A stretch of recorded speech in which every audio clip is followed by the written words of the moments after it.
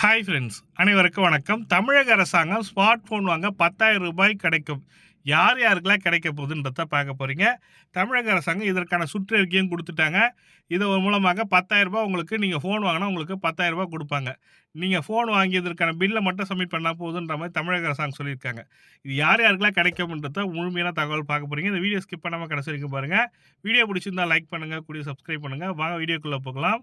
தமிழக அரசாங்கம் செல்போன் பயன்பாட்டை பார்த்தீங்கன்னாக்கா, எந்த ஊழியர்கள், அரசு ஊழியர்கள், சேவை செய்ய நினைக்கும் மனப்பான்மையில் உள்ள ஊழியர்களுக்கு பார்த்தீங்கன்னாக்கா, தமிழக அரசாங்கம் ரூ. 10,000 குடுக்குறாங்க. அத ஃபோன் வாங்கிக்கலான்ற மாரி.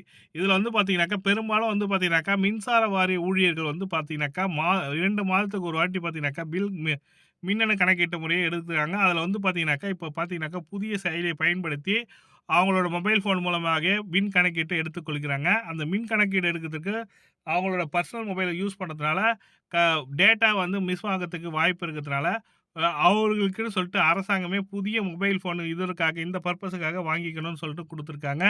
இதற்கு வாங்கறதுக்கு பார்த்தீங்கன்னாக்கா, ரூ. 10,000 நிதியுதவி குடுக்குறாங்க. உங்களுக்கு வேணும்னு நினைக்கிறவங்க மின்சார ஊழியர்களுக்கு அவங்க என்ன சொல்றாங்கன்னா, இது மாரி நீங்க ரூ. 10,000க்கான மொபைல் வாங்கிட்டு அத பில்ல குடுத்தீங்கன்னா, உங்களுக்கு பில்லுக்கான காசுல ரூ. 10,000 குடுக்குன்ற மாரி தமிழக அரசாங்கம் குடுத்துருக்காங்க. இதில பார்த்தீங்கன்னாக்கா, அந்த ஊழியர்கள் பார்த்தீங்கன்னாக்கா, ரூ. 10,000 ஃபோன் இப்போ பார்த்தீங்கன்னாக்கா, ரொம்ப லோ குவாலிட்டில இருக்கும். அதனால அந்த மாரி இல்லாம, நாங்க வாங்குற ஃபோனுக்கு நீங்க பில்லு கட்டினா நல்லாருக்குன்ற மாரி சொல்லிக் குடுத்துருக்காங்க.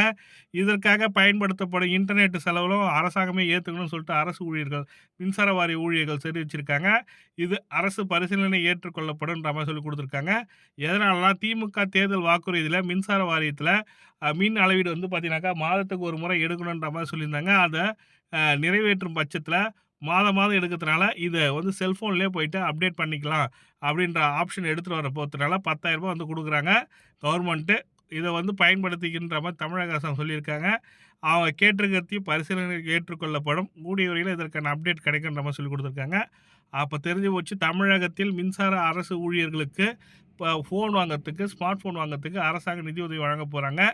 அந்த தகவல் தான் உங்களுக்கு ஷேர் பண்ணணும்னு நெனச்சேன். இந்த வீடியோ பிடிச்சிருந்தா லைக் பண்ணுங்க, கூடவே சப்ஸ்கிரைப் பண்ணுங்க. Thank you.